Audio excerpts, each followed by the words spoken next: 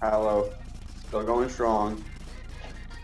My webcam went down again because battery died on my phone. But still. I'm probably gonna set this phone up how it was. Turn off the Christmas tree lights. Those have been on for at least 24 for most of the day. Okay, done with that. What are you looking at? Huh?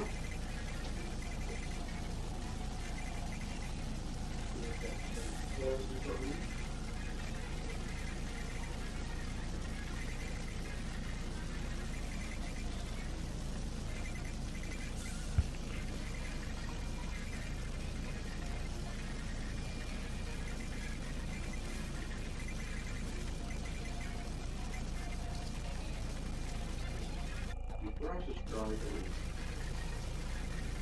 Absolutely dry.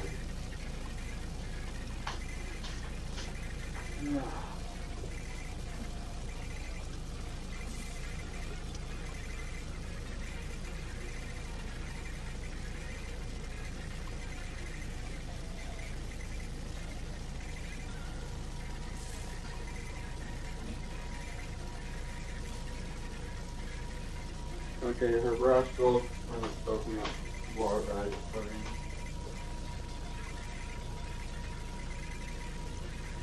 There we go.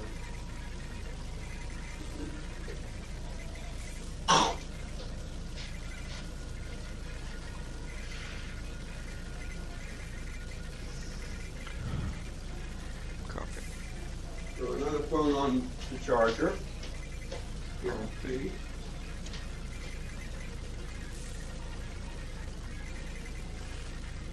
Copy. Control B.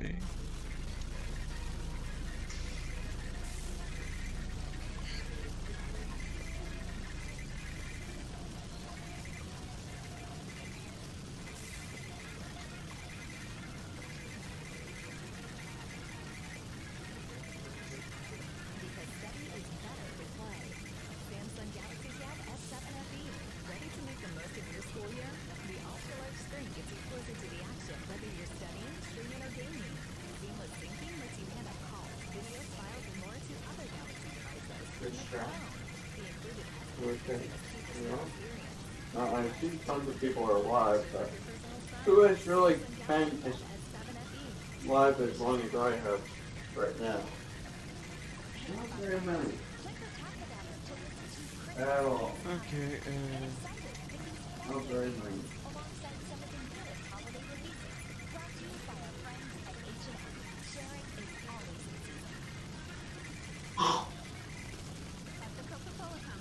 Like, who in the right mind would actually be live this morning?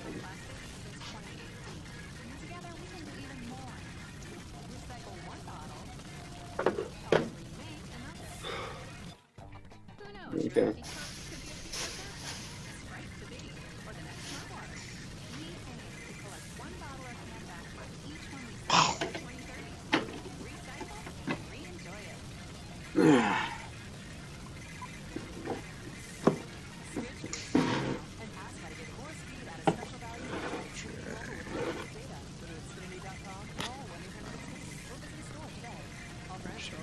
Okay.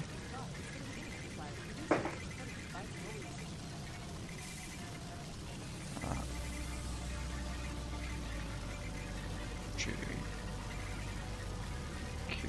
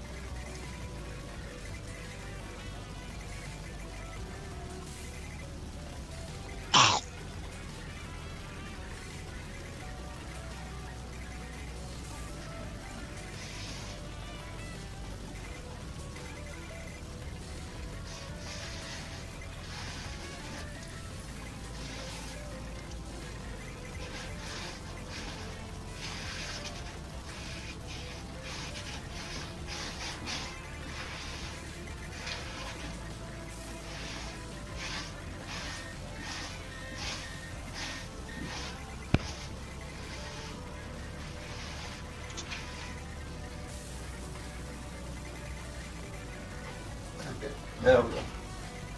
Extra grease is done. Finished.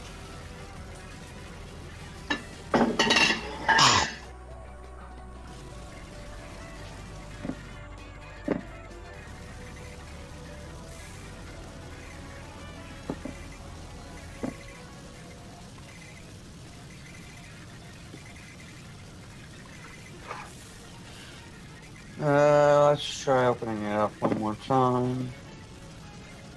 And then if that doesn't work, I'll go with screen share. Okay, that is working now. Hi all.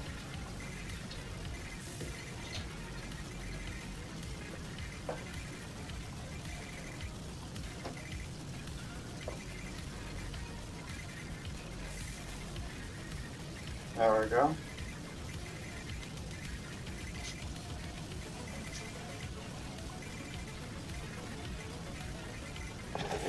Turn that off for a little. All of this in one direction. Literally. Turn off one more light.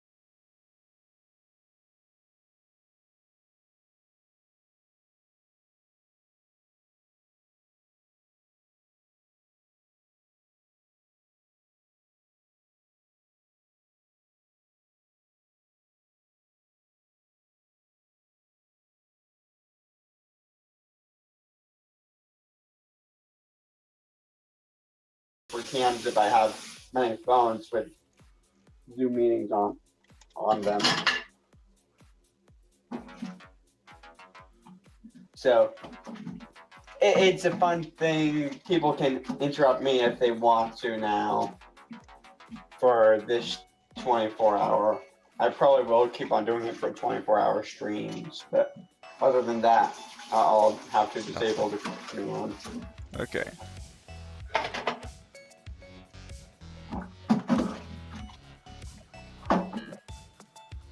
And earlier on, I was trying to have myself actually traveling out of my car, which I've tried mobile streaming out there before, and that's terrible, but I actually went in a Zoom meeting style, and I actually was able to read chat and do pretty much everything. Senate Health and Welfare, and it's February 9th. So I might be doing that around the end of this live stream of the 24. Again, that way I can actually do something. So we're going to do our introduction, and hopefully Captain Ambassador and Mary Honduras, who are also with us this morning, and Patricia Turley, who's here, will present Missile Service introduction. So let's start with you. Our team's anyways, Chicken Southeast. Terry Williams, also from Rutland. I'm Wendy Koenig. I'm the Executive Director of the Government Relations Office. I used to run the Private College Association before I went to work at the University of University for about 15 years. And I'm pleased to come in and testify on what we think about this bill this morning. We're going to start out with a personal anecdote. Probably something wrong. Because I have a sister who lives in Maybe today I'll try going for like a Discord, double Discord setup again, so I can go through just audio for my UGA and that is a personal interest for our family. So this and is play, I'm but proud to testify on this bill ended on up a back. personal level outside of my role at UVM because I think it's important for all people to be able to receive healthcare. So in terms of what you have in the bill, I'm going to tell you a little bit about what we currently offer at UVM, and then I have a few questions of areas of clarification that I'd like to ask about. Okay. So currently at the University of Vermont, we offer LGBTQIA and gender affirming healthcare through our student health facility. So on campus, we have student health that is relatively traditional, that offers people doctor, nurse practitioner, and nursing services for things like I have a sore throat, or I need a COVID test, or from anything relating to those sorts of things to what we call CAPS, which is our counseling and psychiatric services, where you can receive psychiatric care or psychological counseling as a student. There's drop-in services, and then there's also regularly scheduled, more robust services in that arena. Our on-campus, and I believe I sent the chair some examples of what we do on our website. I'm happy to share that with the whole committee, but we provide services for gender-affirming care through student health services, meaning folks can receive hormone therapy, if that's something they're already doing, they can receive that through the University of Student Health. They can go to the counseling and psychiatry services for counseling. We have a unit that's called Positive Sexuality Support that's also framed in the counseling world, and the Prison Center, which is for LGBTQIA students to interact with similar students. In terms of reproductive health, through Student Health, we offer the general array of reproductive services like birth control, those kinds of things, and all the counseling that occurs there is to refer students out to services in the community. And that is, Ruth and I had discussed that is medical-centered counseling. If someone wishes to receive another kind of counseling, we can refer them out to any kind of different service that they would want. But the referrals and the services that we provide in terms of reproductive health counseling on campus are strictly medical. In terms of services that we don't provide on campus, we do not provide any kind of surgical services on our campus through Student Health. We are very fortunate as the University of Vermont to be affiliated with the University of Vermont Medical Center, which is for most of Central Campus a one-block walk. So if people need some kind of surgical service, they can be referred to UVM Medical Center or other services in Chittenden County. So we have a wide array of transportation services, bus service that's free for students to access anything they would need. So I think that in terms of the language of the bill, we are mostly in compliance. The questions that I have, I know that in the language it's saying offering services or referrals out to other services, and I'm assuming that or is going to stand and be fine if we're not offering surgical services on campus. The other question I have is, I spoke to our general counsel before coming in this morning, and we feel that creating a plan in conjunction with the Department of Health would be something that we're well equipped and able to do. We're just not really sure what that plan would look like and what the vision is for creating a plan. It says create a plan, but we don't really know what that means. So we thought we would ask if anyone has ideas on what the plan should include. It sounds like you have given us the framework of a plan that you already have in place. Yeah. So, and whether or not additional work needs to be done is a question that we will also ask of the Department of Health. Okay. Yeah. Go ahead, Senator. Yeah, and thanks, Wendy. And you and I chatted quite a bit about this before session.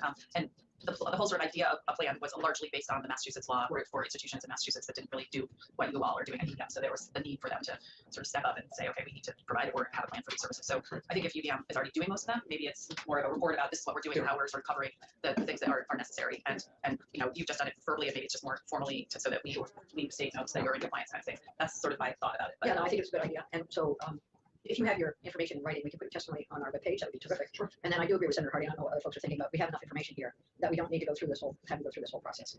But it would be helpful, you know, in the future, just to come back and talk about what further work might happen as a result of the conversation that's going on for this bill. So it won't be a report. It'll be maybe a presentation, be available for may be available for, or the legislature may request a presentation. How's that? We'll ask our lead counsel for something like that. I think the Department of Health might be happy about that as well. Yeah, I wonder, and we would just have to modify the language, obviously, because they're called readiness plans, and it sounds like you're ready already. And I want to make two other points, if I may. And one is that I think it's important to note that our goal at UVM is to provide the best healthcare we can provide for all our students, no matter what their needs are. So we want to have equal opportunity access to every kind of healthcare that people need. Students are required to be covered by either student health insurance or their family's health insurance, and so their insurances pay for many of these services. I also want to note that we are very lucky based on where we sit geographically. So this is easier for us than it is for our colleagues because we are literally right next door to an academic medical center. So that it makes a big difference. It makes this a lot easier for us than it does for many of the Vermont State colleges, but also some of the private colleges in the state that don't have walkable, easy access to all kinds of healthcare services that we have at UVM. So I think that's important to recognize. Okay, thank you. That's very helpful. I think we're probably good. Great. Yeah. Nice to meet you. Thanks for having me. We may see you another time. We don't know. I'm around a lot. So we have Patricia Turley and Catherine Lavasser, both of the Vermont State College System, and welcome. Thank you. It's a pleasure to have you here. Well, are you testifying on behalf of? I am. Yes, I am. Catherine is present. However, unless there's a question I can't answer that she can, I'll be providing you with our testimony. So why don't you introduce yourself for the record, and then we'll listen to your testimony. And if you have it in writing, I didn't see it on the webpage. I haven't submitted anything to you yet, but I do have it in writing and can do that. All right, excellent. Yeah, I'll write that down. Well, good morning. Thank you for this opportunity to speak with you about S37. My name is Patty Turley, and I am the General Counsel for the Vermont State Colleges, as you indicated. We have 3 institutions with residential students at 4 primary locations in the state: Castleton, Linden, Johnson, and Randolph, with some students also residing in Williston and Killington, small populations there. These rural campuses serve roughly between 4,000 and 5,000 students combined. Vermont State Colleges also includes the community colleges of Vermont, with a presence in at least 12 locations and serving thousands more students, none of whom reside on any CCD property. The 4 main campuses offer a range of medical and mental health services. These are not consistent from campus to campus, and they are provided by nurses, physician's assistants, and licensed mental health counselors. Due to the varying student needs, our campuses provide a varying level of medical services, and mental health counseling is a focus of our student care. While we welcome and support all students, regardless of gender identity, we do not provide gender-affirming medical care or most other medical care within the campus setting. CCD serves commuting students who reside in Vermont communities. Our CCD students receive medical care from their selected providers. So we don't provide healthcare services within the college setting, but if the students ask for our assistance, CCD works with the Working Bridges to 11 coordinator, which is a United Way function, to refer them to an appropriate healthcare provider in their community, depending on what the student is seeking. So because the medical services described by S37 are not provided on site, not the gender-affirming care and not medication, abortion, or other related services, we refer students out if they come to us to ask for this information. We might refer a student with abortion questions to the nearest Planned Parenthood, as an example, or we would provide students with gender-affirming care needs with the names of local provider options in their communities nearby. To our knowledge, we do not have complaints from students about our ability to provide them with these referrals for the options. And one concern that we have, although we certainly support making sure our students have this access, is we don't have expertise in this area. So unlike the University of Vermont, who could reach to their partners across the way, we don't have that level of expertise. We would need to rely on outside experts to develop something that is more than the kinds of referrals we make. We are very responsive to our students. That is our primary goal, regardless of what it is that they're seeking. It is our goal, and we certainly hope that we're being responsive to our students to connect them with professionals, the right professionals for what they are seeking. So some of our concerns would be the resources that we might be expected to, we might have to consult with outside experts to prepare any more formal readiness plans than we have. But the folks that we do have on campus, they certainly research these issues themselves, but don't have a level of expertise that would be perhaps appropriate for the plan, depending on how detailed the plan might want to be. We would seek assistance if the Department of Health was able to provide us with that level of this is a basic resource that you should be providing under this. We would certainly welcome that. We would want to be able to make sure we can meet our students' needs, and we would want a readiness plan to reflect that our students' needs are quite varied.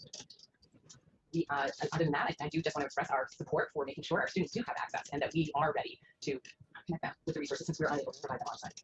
Do you have information about the students who have requested for support services for gender-affirming care, or who have come on campus who need a continuation of medication for gender-affirming care? Do you have any data? And then also for other reproductive services, including abortion? I do not have any specific data. We do have a population of students that are undergoing gender-affirming care, and if we're able to support them through the limited medical resources that we have, we do that in the same way we would support any other student with a medication need. Okay. Do you have sort of educational outreach, both for these kids and for others, students, young adults, and others? So, workshops, meetings, educational, anything. So I don't have specific knowledge about workshops or other very formal outreach, but I do know that there is outreach on the campus with students because we do have very active populations of students who are either seeking care or supporting others who need care. So they're very aware of these issues, our students, and I know that there are activities on campus that support that, but I'm not aware of formal outreach. Yeah, so I'm thinking about all the campuses that you have. Castleton, of course, probably has been the longest in place and most robust. They haven't changed recently. And then I think about Linden, St. St. Johnsbury, and Johnson. Williston's probably more limited and more greater proximity to UVM. But so is there some kind of a universal plan that you have that would bring those campuses together? Have you thought about doing that? A universal plan of outreach to outreach and support. And as you said in your testimony, there's a significant amount of expertise that's required to support the kids who are either undergoing or seeking gender affirming care. Yes. I'm not aware of a specific outreach that we're planning on. However, we have a new chief diversity officer that's new for us with a university structure combining the resources. We now have a chief diversity officer, and they are working hard on many kinds of outreach. I can inquire whether there's any outreach that would be related to medical support. And then given the language that's in the bill, and you heard the testimony from Wendy Koenig, and certainly UVM is in a very different geographical location. We get that. But they've also had a very strong university medical center for kids, for students. I understand. So your comments, do you have any specific comments about the language that's there? You said you welcome a plan if the Department of Health presented it to you. Are you willing, willing to work with the Department of Health and some kind of coalescing of everything that's going on and maybe expanding, improving, whatever? Well, so by the time that the plan as envisioned by the bill would be ready, we would be Vermont State University and Community College of Vermont, so we would be a two institution, right? So we certainly want to support this, and as long as we can find the right resources to, as long as those are available to us to create a plan. So I think that the detail is really in what is the Department of Health plan going to be looking for, and that's not clear to me from the bill, but certainly it sounds like the approach should be to ensure that our students have access to the information that they need. Okay, thank you, Senator. Sure. Thanks for being here, and I totally understand that you're in a different situation, and I actually tried to reach out to Catherine, who I see on the screen before the bill was introduced, to talk to her about it, and we never were able to connect, but I'm just looking at the website just of Castleton, for example, their Castleton Wellness Center, and it talks about mental health services and sort of if you're sick, like have the flu or get COVID, presumably. But it doesn't even seem to mention reproductive health care or anything beyond, or transgender care or anything beyond those two basic things. So I think that a lot of it is letting your students know that you do provide some basic what you provide on campus, and then what the referral system is, and even on the website, it's not, there's nothing there. And so if I were a student who needed an abortion, and I went to that website, it would look like you did nothing, or you couldn't do anything. So I think that would be part of the plan: is how do you talk to students, how you let them know who are the providers in the area that you could refer to for any of the care. Really, what is the plan if students are in a crisis and need access to birth control or access to one of the parts of the bill is about vending machines. Like, do you have a vending machine on your campus that has the medications that are necessary? And I think that in Massachusetts, the institutions that were indoor situation in more remote parts, those and didn't have a big wraparound health center on their campus, where this is why there was the sort of readiness plan to get the institutions thinking about how they would be able to help their students. So I completely am empathetic to where you are, and sort of hope that this might help you think more broadly about how you can serve your students in these areas, and maybe it's just mostly about information, and that's not available. And it might be interesting to hear from some students about what their experiences are. That's why I asked earlier, how many students are involved here, and what are their experiences. And Catherine has her hand up, so you just phoned a friend. Yes, I'm phoning a friend. All right. Good morning, committee. For the record, Catherine Levesser, Director of External and Governmental Affairs for the system. So I am looking at an email that we received when we reached out to our health centers to gather some information in preparation for today. And just for awareness, we do provide, the counselors and nurses on staff do provide information and resources, including for gender affirming care and for abortion services, and they make soft referrals for those. There is recognition that the websites do need to be updated as we move to the unified institution. To be honest, a lot of the website energy is going towards launching Vermont State University's website. And so I think there are some updates that are needed on the current institution sites, but there's much energy being put into the July 1 launch of the new institution. So absolutely recognize that, but wanted to share that information directly from the Castleton Wellness Center. Thank you. And if you can send us this in writing, that would be helpful, because we need the full context. And then to say that you're making a change now with the structure, but one of our concerns in here, and particularly with regard both to the bills before us, but to the national environment, there are going to be more students coming to us, perhaps, as a result of Vermont's position related to gender affirming care. And we're interested in continuing that welcoming environment in our state. So having this plan in place up front becomes very important to that group of students. And it's not the only group, we understand that, but medical services now are becoming more important than ever. And you mentioned mental health, that's absolutely key. We've got telemedicine work going on to make our state more welcome for folks who need to continue counseling in other areas. But this one, it's unique, we understand that. It's a very highly technical, in some cases, and unique area. So please send us your testimony, and we do need to have some language in the bill that assures us that Vermont State University will be having a robust environment for students with the need for this kind of care. I think we're all on that same page. It's just how we make it happen when you're going through so much change as well. We get that, we understand. So if we can have your testimony in writing, and then we will be talking with the Department of Health about how they might help. It doesn't sound like they're going to need to help UVM that much. They're already in a place, but maybe there's some work that UVM can help with as well. So that's enough. I mean, we get it, we understand. So very good. Yeah. So just if you could send your testimony along in writing, and for a number of people, this bill is very critical and highly important. You heard Wendy Koenig's testimony earlier, and there are others who feel that way. So we want to ensure that kids coming into the state are welcome as much as possible. Yes. It seems the communication is really what might be inconsistent, or yes. Yeah, it is truly. I think that Senator Harvey's pointed that out. Yes, very good. All right, any other questions here or comments? We're good. Thank you. I appreciate your coming in. It's great to see someone in person. I know. And good luck with all the work. I know there's a lot going on. This is just one tiny piece. There are many important pieces. Many important Even tiny pieces are puzzle important. gets put together slowly. Yeah, I know that. Thank you. 1,000 pieces. 1,000 piece puzzle. Oh, God, I don't want to do one of those. Okay. Thank you. I know. Every Christmas. Great day. We put in a few more pieces. Or Thanksgiving or something. So is David Englander available just to give us a brief intro? He wants to speak to you before. All right, so we'll put David Englander off. He's going to give us some more free time, but we might bring our ledge council up. So we have Mary Beerworth here from Right to Life. Mary, welcome. Thank you. Thank you for accommodating me by Zoom. I was hoping to be there in person, but we got that little tickle in my throat, so we're not taking any chances with that. Thank you. We are very appreciative of that. Thank you for having me. I have a very short testimony. Should I just begin? Yes, please introduce yourself for the record, and then we welcome your testimony. Okay, my name is Mary Beerworth, and I'm the Executive Director of the Vermont Right to Life Committee. I have a slightly different focus for you this morning. In consultation with our policy analyst, Sharon Toborg, Vermont Right to Life believes that S37 is unconstitutionally biased in favor of abortion by requiring UVM and the Vermont State Colleges to develop an abortion services readiness plan rather than an abortion and pregnancy services readiness plan. Our state has been through the process to amend the Constitution to protect not only abortion, but also the right to carry a pregnancy to term. I hope this committee will take steps to make sure that those who wish to parent or make an adoption plan are provided as much support as those students seeking abortion.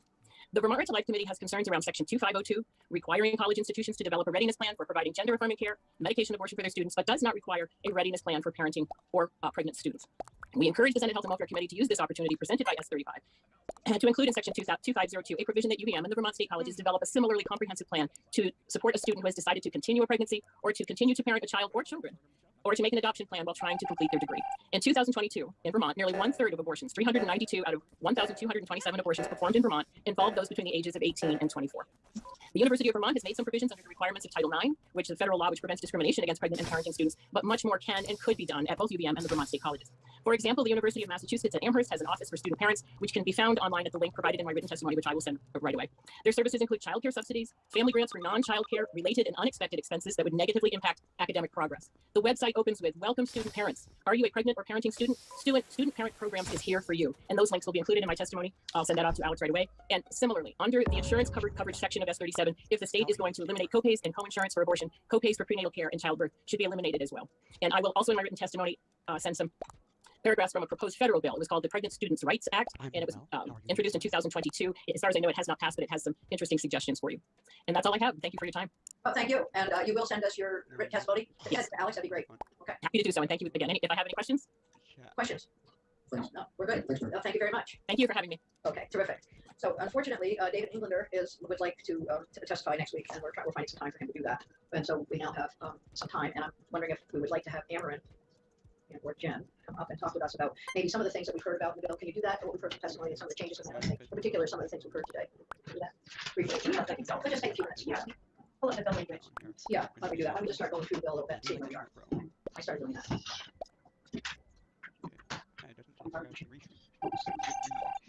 I think if there are things that stood out yesterday in particular that might be difficult to do based on licensure or others, that would be helpful. But I'll leave it to you. We continue with 37. We are in 37. We're trying to sort out some of the testimony that we heard with what is currently in the bill. For the record, Amber Abigail, Legislative Council. And Jen Harvey, Legislative Council. So I'm going to start right from the top of the bill. The first section of the bill is the definitions. We heard a number of witnesses mention aspects of the definitions that they have concerns about or like changes to. Some of the changes that I recall hearing initially were around, starting from the very beginning, gender-affirming healthcare services. We heard some conversation about including more updated terminology, such as not just gender dysphoria, but also gender incongruence. So that was a suggestion that I believe was raised by Medicaid yesterday. And also there was, as part of that testimony, an aspect of insurance coverage around gender-affirming care and the language in here, but I'm going to save that for when we talk about insurance coverage. Then there were a couple of comments about just the broadness of the definition of gender-affirming healthcare services, and does that need to somehow be narrowed in some way or tied to some sort of national or international standards of care, so that the type of services can evolve over time as that area of healthcare evolves. So that was, those were the items that I remember being raised as far as gender-affirming healthcare services. We heard a recommendation from Vermont Medical Society that they liked the new definitions that are in the House Judiciary Bill, H89, around legally protected healthcare activity. That bill is due to go on the floor this afternoon in the House, so we'll know for certain what those definitions are coming out of the House until, if and when that bill passes out of the House tomorrow. So I would say maybe put a pin in that for the time being. You're certainly welcome to go and get a calendar if you want to take a look at definitions and see how they differ from what's currently in S37. Please feel free to jump in if I'm for something. No, that's great. And I think we can look at the definitions, if that'd be helpful, but as Amber said, maybe premature. Let's wait until they have the final vote. Yeah.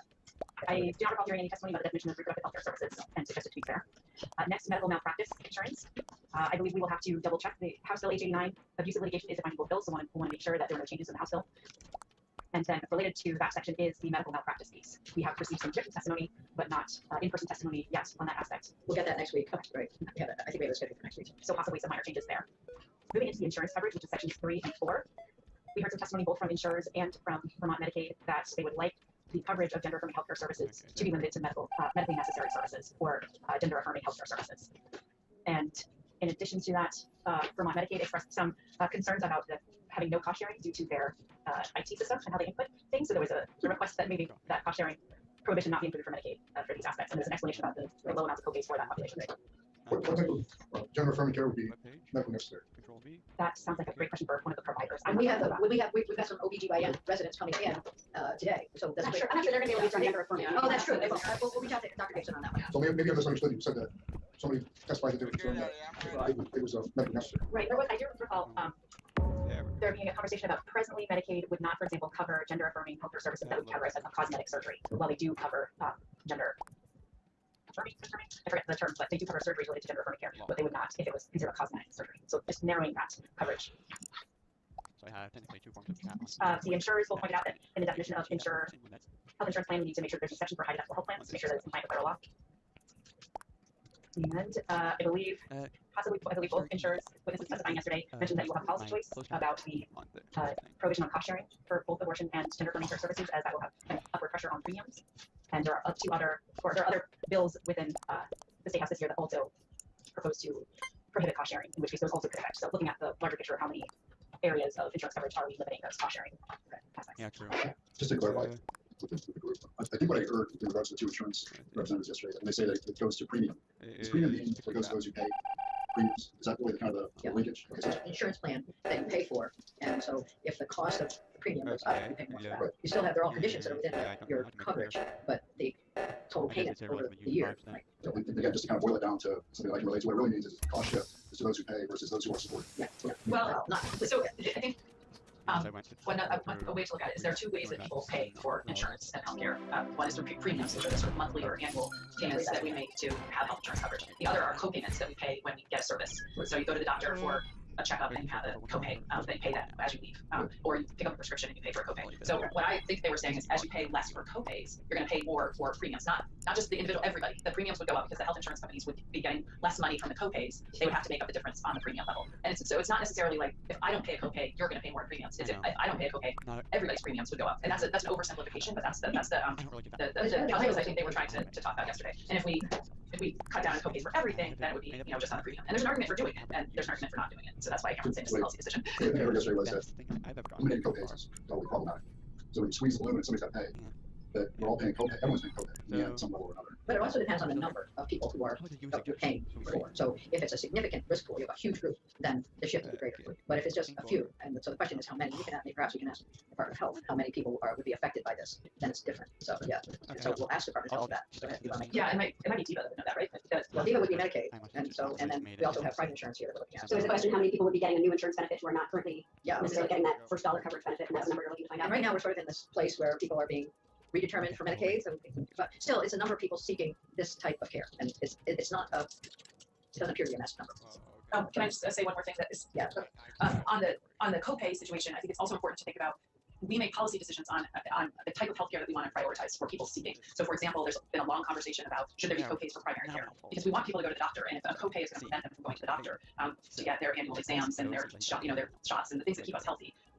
That's not a good thing for public health, and that's not a good thing for the healthcare system broadly, because it creates more expensive care down the road. So in the last couple of years, we've really prioritized no or low copays for primary care. And so, but things that are not as that don't have as big of a policy impact or sort of broader impact, maybe having those copays is better or okay or less bad. So this is a policy choice of saying this is healthcare that is under attack across our country.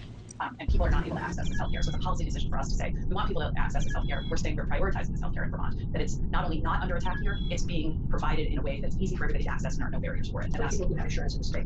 Yeah. Well, for people who seek this care in the state, because it's not just about insurance, it's about seeking the care in the state. Okay. So anyway, well, so does that answer your question? I went further than your question. I didn't want to go all the way around Rockwood Farm. I'm sure you got the answer. So let's just, okay. It's a value-based decision that we make sitting around this table.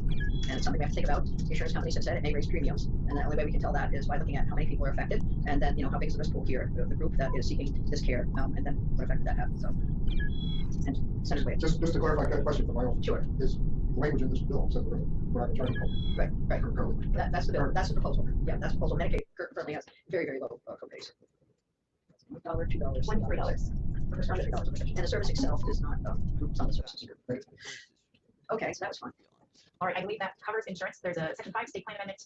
The only comment about this was maybe adding the word if needed after shall seek, although it does say if needed later in there, so I will have to check with. Which one, where are we? Under section 5 state plan amendment. Yeah, The agency for services shall seek a state plan amendment from. Yes, there was a question there about putting as needed. Yes, As needed. I do have that if needed after Yeah, federal authority, so right. I will check. Do they want the shall change to a may? No, Or they just wanted as needed. Yeah, okay, I'll confirm. Yeah, check with them too, because it seems to me like it already says. Yeah, it So does. I know that we're on a roll here, but David Englander from the Department of Health has shown up, which is good. I think we might do a shift over to David, and then we'll take a little break, and we'll hear from the OBGYN residents who are available to us at 10:15. Okay, great. And so, David, thank you for being flexible. I understand that we will have a conversation and that you'll be bringing us your real testimony next week. I just wanted to make sure folks were understood that the Department of Health was involved and just some of your preliminary thoughts at this point. Sure. Good morning, Madam Chair. Good morning, members of the committee. For the record, my name is David Englander. I'm the Senior Policy and Legal Advisor to the Commissioner of Health. I'm delighted to be before you talking about S37. I do apologize for the confusion about when I was going to appear, so I appreciate your patience You're good. in allowing me to do that. Life's complex. It does seem to be that way. So I want to be very clear. The Department of Health very strongly supports the intentions of this bill. All of the social, cultural, and political drivers that Senator Hardy just mentioned, the department agrees, and it's something that we need to work on together. The bill itself, and why I was praying for more time, does imagine a tremendous amount of work done by the Department of Health that we don't normally do. In terms of creating plans, approving plans for particular kinds of healthcare, creating certain kinds of reports. There's a lot of complexity in gathering the kinds of information that would be required. So today we're in the process of trying to understand what it would take to actually do the work as envisioned, and we would look forward to working with the committee trying to figure out how we can do that. But as of today, it's not like there are people and resources, information available to do the work that is required by the bill.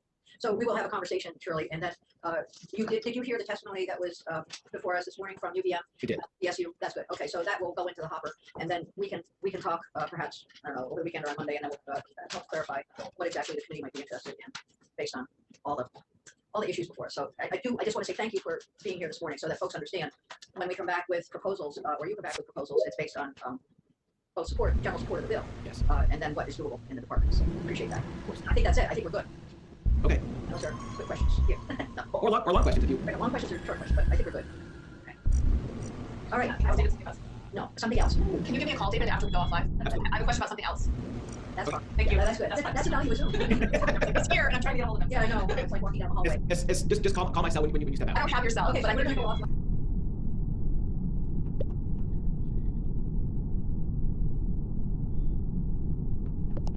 Peter's birthday Friday. I think the best gift we can give him is the power of advertisement. You're saying if we make an ad that has nothing to do with the game at all, it just draws people in. Peter's gonna be so excited when he sees the numbers that we present. What if this works? It could actually work. What if we... All right, so clearly we have a little bit of a problem in that it's Peter's birthday Friday, and I totally forgot that was a thing. I've known Peter for a pretty long time now, and the fact that I forgot that is, I mean, it looks bad. He will not be happy. Anything you order on Amazon, it's gonna take too long to get. You'll smell an Amazon gift. He doesn't care if I don't get one. We're not birthday friends. We're not like birthday friends. You're birthday friends. We're birthday friends. He remembers my birthday, I remember his. We get each other stuff, we plan ahead. He calls me every night. I'm not that. Happy birthday to you. Oh my god, you guys are even 3 days early.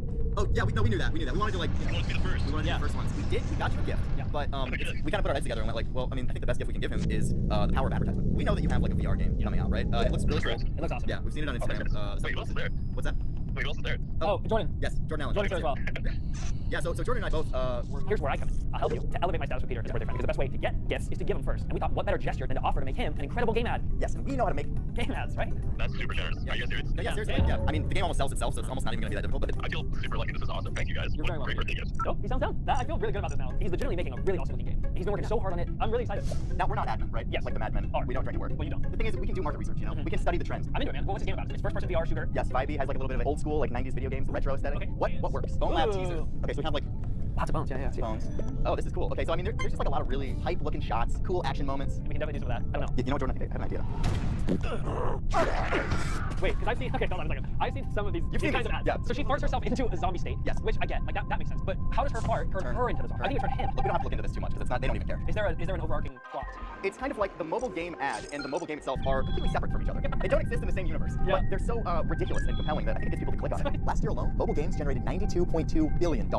That's in 1 year. PC and console games combined are basically the same amount of revenue in 1 year as the mobile game sector, which is insane to think about because they're dinky little games. You're saying we make an ad that has nothing to do with the game at all. It just draws people in, and then when they download it, just like those ads, I'm guessing the game's nothing like it, but at least it's a good game. I actually love it so much. Oh, show me stuff. Show me Check this one out here. Okay. So Just stinky hairy legs. They're rubbing her legs and they're cheering her on. yeah, so she's got stinky feet and hairy legs. Life is so unfair. We need to help her out. And this is all a game about like dressing up. It's like a dress-up game. Who is she? Why did you betray me? I'm fed up with this world. Oh. Because you can't have children. Matt, she's barren, and now she's homeless. But it's for a card game. It's for It is solitaire. for a card game. No. And that's the thing, like it's an emotional response you get when you watch it, especially like the first 5 seconds of it. It's so important. He leaves his friend to die, and then creates a bunker. Yes. Step 1, build a home entertainment system while your friend dies. This is another one of these zombie ones. Headbutt. Headbutt into the butt. Double slap, because they're both fast. Now he needs her help, so he needs her kills help, her. So he kills her. This one is interesting. Wow. Okay. So this is also a card game, but this is This you is gotta get these cards to melt the ice Wait, hold in on, the hold on. toilet I'm overwhelmed. so that you Hold can on a plunge it so that you can finally make her stinky poops. Wait, so can I just make sense of this? Try. No, she did. Fail. How did you fail? And this is for home design. This is a game that's not even about cards. it's home design. They generally don't care. You see right away with this zombie. Oh, ad. homeboy at the top. Homeboy at the top. Yeah. Hold on, what's he saying? Amazing graphics, great storyline. It's the perfect balance of excitement, adventure, strategy, critical Thinking, thinking. and then the taunt. Try to prove me wrong. This guy doesn't even look like he's actually playing the game. He's got a gamer chair. He's just saying like vague nonsense that couldn't relate to any game, to be honest. I love game, and I don't like it when game is not what game says. This game is the game. You can prove me wrong. True. Now this one is called Hollywood Story. Oh! And hurry, make me the hottest woman. You're putting fish in her hair. Yeah, skunk skunks and all purse. that. Peace with a pregnant woman. Uh-oh. Well, they're both pregnant though. Here's another common theme in these ads is that they're bearing children. For some All the reason. time. Clearly it's effective because so many different types of games are Yeah. using them. I mean, there's something relatable to it, right? It's like we've all been in the womb. We all get it. Win the king's heart and amass tons of riches. Oh, she's pregnant, yeah, right? Console. Can't get pregnant. Let it be. Brainstorm. They do some stuff in a bush with a servant. So by brainstorm, She gets pregnant. Sex in a bush. This in the Middle Ages they have pregnancy tests. She gets pregnant. But wait a second. Wait, what? Dad? Hold on a second. He realizes the baby wasn't hers. Oh, these are nuts. Why did the baby say So, dad? but that's what gives it away. You will go insane if you overthink these things. What's The her thing name? is, that's what they want you to do. Jordan. If you can, I mean, these guys are making billions. If you can make billions using this strategy with a crappy game on the back end, then it only makes sense that if we use those same strategies with a good game, Peter's game, then we would make 2, 3, 4 times the amount. We almost need to make this like the mega ad of ads, where every single thing that pulls your attention needs to be in this. Let's just literally put down the biggest tropes that besides pregnancy, a memory, one slave in each of all of this. It's the tether. Stinky poops. It needs to be stinky, it needs to be muddy, it needs to be dirty. Let's go from womb to tomb and throw Womb down to zombies. tomb. Zombies is We huge. gotta have like some kind of undead element to this, Yeah. right? I think broader strokes here, we need like a relationship drama aspect. Oh, interesting. Okay, so relationship drama. Rage bait. Rage bait. That's a great way to put it. Rage bait. Rage bait slash math. Math. Yes. False influencer testimonial. Telling Yeah. you this is the game. The other games aren't the game. Sorry, hold on. Kill some of your brain cells real quick. Yes. Oh, we geez, have yeah. And we could also do, as like a cherry on top, a cameo from someone who Peter looks up to and respects. That's like an extra freaking little gift. Yeah, I think this is a good list, honestly. We really just need to tether them together with like a good story. I think we can do that. I think we can. Keep in mind, we got beats. We got all the beats. We figured out what we're doing. Last night, into the wee hours, we came up with The concept we're very proud of. We're gonna do 2 ads here. We're gonna do a serious one that we're really pushing on to. just showcase his gameplay because he has really sweet gameplay footage, and we want to just kind of make a cool trailer montage. Kind of. But as the numbers indicate, there's no billionaires in that industry. There probably are. But we know there are billionaires in this industry, and so it makes sense to us. We're not gonna represent at all. We're gonna go for whatever will draw the most attention, and we think we have that here. It is equal parts sexy, exciting, frustrating, and beautiful. You know, Nick, there's moments like this where you have the whole thing laid out on a storyboard that you realize this is really stupid, but I can't wait. We've never tested this stuff ourselves. We don't know how this is actually going to perform, so I'm really interested to see like how an actual serious version of this ad is going to compare against something that is just so tasteless. Yeah, I'm curious. We'll see what happens. We don't have time to animate all this stuff. There's a lot of like little details to the animation, so we need to get Jordan in a mocap suit, and we need to do motion capture that kind of feels like it's jangly animated. We want it to feel like an animator is paid not nearly enough to make these animations. Embrace the mud. You're covered in mud, pregnant with a little breath of man. But we got our top man on the job, and I don't know what they're doing, but you know I trust them, so that's all I can say. You barely missed anything. What was that? What is this? It says we need to do a take called fart birth. Fart birth. Our work's cut out for us here. Let's hit the board, right? What do we got? 1, 2, 3, 4, 5, 6, 7, 8, 9, 10, 11, 12. And then when we enter the 2D space, I'm going to need 1, 2, 3, 4, 5, 6, 7, 8, 9, 10, 11, 12, 13, 14, 15, 16 separate 3D animations on Alpha to get to him to put into his 2D space. So in total, it's a lot. Remember earlier when we were talking about getting a cameo for Peter from a celebrity? No, that didn't really make it into the advertisements, but we still wanted to do it anyway because we thought it would be funny. We got Peter a cameo, a real cameo from some of his favorite artists, the Island Boys. It's hilarious. That's all on our vlog right now. So if you want to watch that whole cameo saga and Peter's reactions, you can head on over to corridordigital.com and check it out for yourself. So we are a couple days further down the pipeline here, and things are getting pretty crazy. We have a ton of custom motion capture data, and we're talking about 13 different characters. All these models I found on Sketchfab and had to rig from the ground up. That's skeleton, that's facial animation, and everything in between. But thankfully in Houdini, everything is very procedural. So once I set up one rig, I can then just customize it and tweak it to fit for another rig. And that's the only thing that's made this possible. So our main character, Stinky Girl, she's a complex one. She's covered in mud at certain points. That mud needs to erode away. She needs to blend between a ton of different actions that we captured. She needs some parts of her to grow rapidly. Let's take a little tour of our Stinky Girl here. The first thing we have is motion capture data, obviously very important. As you can see here, we've got the actual action itself, right? We've got boom, the initial spanking, and then the turnaround and reaction. And we did all of these actions separately so that on the back end I had more flexibility as to when and where to transition between these animations. Houdini has some really awesome options where we can do that very, very easily. This is a blend of 3 separate actions. The initial spanking here, it blends from here into the jump, and then the celebration. But we also have the face to think about. So I built what's called a blend shape rig. I posed her face in different instances. I shot, mouth open, smiling, frowning, and everything in between. And then I simplified it down to a slider control. And if I want her eyebrows to go up in chalk, I raise the slider. If I want it down, I lower the slider. Terrified of the smile, by the way. I'm really proud of that one. The final few features that really make this character iconic.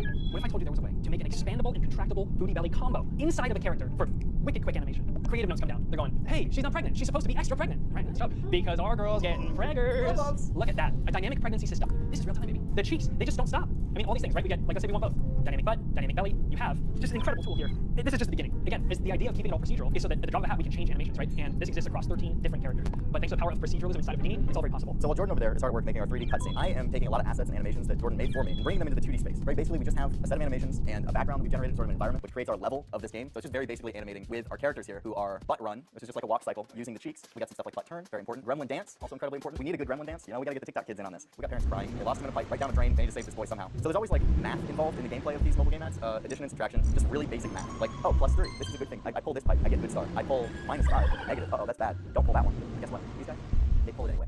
They're pulling it anyway. We're trying to draw frustration in the audience. Like, they're getting it wrong in this gameplay. And as a player, you can do better. This is rage bait. If they're messing up, well, I just download the app. I download the app for myself, and then I play game. I make victory, get 3 stars. On top of that, though, I feel like we needed to add a human element. You know, an influencer, someone with charisma, and more specifically a punchable face. Because just look at that. Oh, this guy, you want to slap him. We just wanted to like add to the credibility by saying like he's playing the game, telling you that it's real. That's important. One more thing we have to do as well is we need to record some ADR, some Foley, a lot of eager beavers on that. The whole point of this is to show people that we're the admins. Get them a birthday gift and also get ourselves a little bit of a lucrative paycheck on the back end. So we're pulling real analytics from Instagram's @2 ads. This is an A/B test, right? So the A trailer is our cinematic VR experience, right? This actually shows Peter's game hard shot. And on the B side, we've got our beauty, our little baby waiting. And I hope Peter appreciates it. Yeah, we've poured our blood, sweat, and brain cells into this. And those brain cells, we're not getting them back. No, we are dumber for having done this. So this is the final push. We have to get these ads running by this evening. So that means one thing.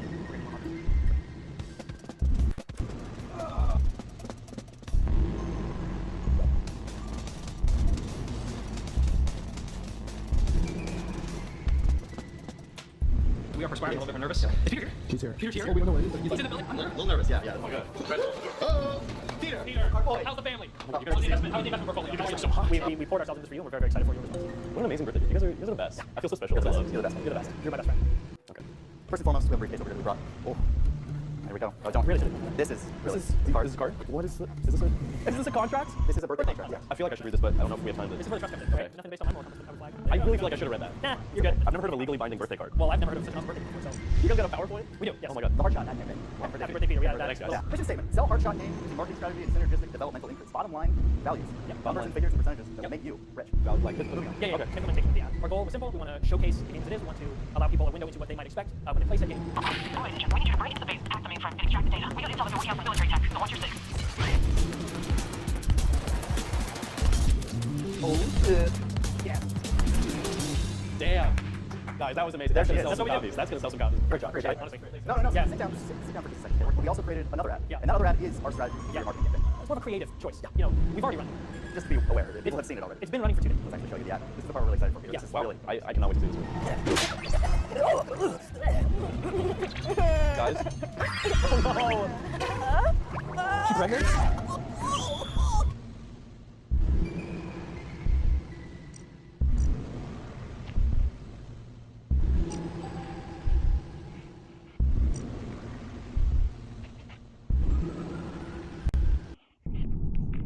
Okay.